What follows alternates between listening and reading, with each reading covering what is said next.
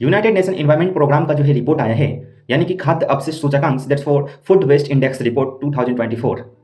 ये तीसरी बार रिपोर्ट आई है। इससे पहले जो है मतलब सबसे पहली बार जो आई थी 2011 में आई थी, उसके बाद फिर आई, उसके बाद तीसरी बार जो 2024 में रिपोर्ट आई है। इसके अनुसार यानी कि 2022 के अंदर जो है खाद्य जो अपशिष्ट है, यानी कि जो प्रोडक्शन होता है देश के अंदर, उसका जो मतलब वेस्ट होता है वो 19% होता है पूरी इन वर्ल्ड वाइज जो है मतलब प्रोडक्शन जो रिपोर्ट है उसमें 19% जो है वेस्ट के रूप में चले जाते हैं। ये जो दुनिया है इसके अंदर जो है एक तिहाई जो है हिस्सा वो कहीं ना कहीं खाद्य जो है असुरक्षा से एक तरह से संकट में है। खाद्य असुरक्षा जो है उसके उसके भविष्य में जो है मंडरा रही है। 783 मिलियन जो है लोग हैं जो भूखे रहते हैं। सर्वाधिक जो अपशिष्ट हैं वो कहीं ना कहीं घरों से निकल करके आते हैं। 79 kg जो है प्रति व्यक्ति प्रति वर्ष जो है भोजन कहीं ना कहीं वेस्ट होता है दुनिया के अंदर। और इंडियन का जो हंगर इंडेक्स रिपोर्ट है वो 111 यानी कि 111 111 जो है रैंक है। इस एवज में जिस तरह से भुखमरी का जो है मतलब माहौल बना हुआ था वो कहीं ना कहीं देखने के एवज में था, जिसकी वजह से रैंक में जो है कहीं ना कहीं एक क्या हुआ मतलब डाउनलेस हुआ, यानी कि हंगर इंडेक्स रिपोर्ट जो है भारत की वो 111 हो गई।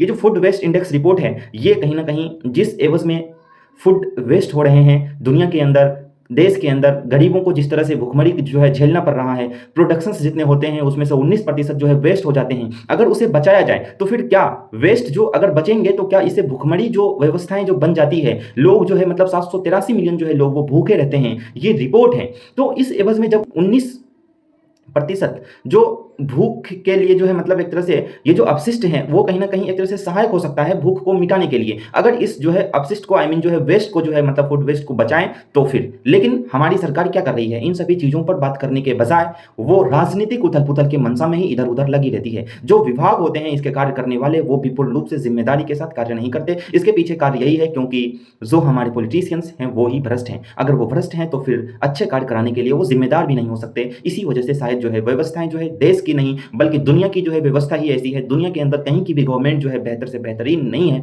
वो केवल गवर्नमेंट जो है अपनी सोचती है और उसके जो मतलब सहयोगी होते हैं, उसको चलाने वाले जो सहायक होते हैं उसकी सोचती है। इस वजह से केवल केवल भारत की नहीं आज दुनिया की स्थिति बिगड़ी हुई है, जिसमें जिसमें भूखे लोगों की संख्या बढ़ रही है, बेरोजगारी बढ़ रहा है, महंगाई बढ़ रहा है। इन सभी चीजों को कंट्रोल करने के लिए कोई भी ना तो पॉलिसीज लाई जा रही है सटीक रूप से वो क्यों ताकि लागू हो सके ग्राउंड लेवल पर, न ही कोई भी मतलब लॉ, न ही कोई जो है एक्ट जो है लाए जा रहे हैं, जिसकी वजह से जो है सारी व्यवस्था, सारी जो मतलब परेशानियां हैं, सारी जो दिक्कत है, बेरोजगारी दर कैसे है, उस चीज को कैसे कम किया जाए, इन्फ्लेशन कैसी है उसको कैसे कम किया जाए, और जो है मतलब जिस एवज में आर्थिक जो है मतलब उद्देश्य की जो है पूर्ति के लिए मतलब एक जो पर कैपिटा जो परचेजिंग पावर है वो घट रहा है, वो उन सभी चीजों पर कोई बहस होने की आवश्यकता नहीं दिख रही है। धन्यवाद।